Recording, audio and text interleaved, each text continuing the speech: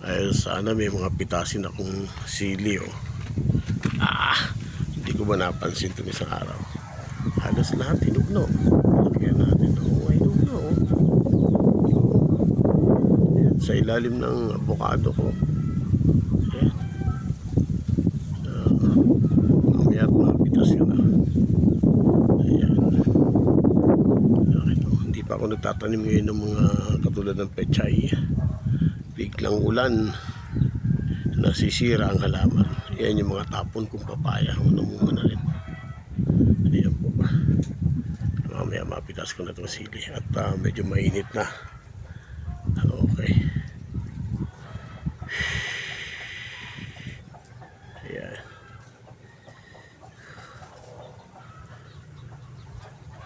Siguro mga ilang years may bunga na itong aking niyog. 2022 for 2 years, 5 years siguro.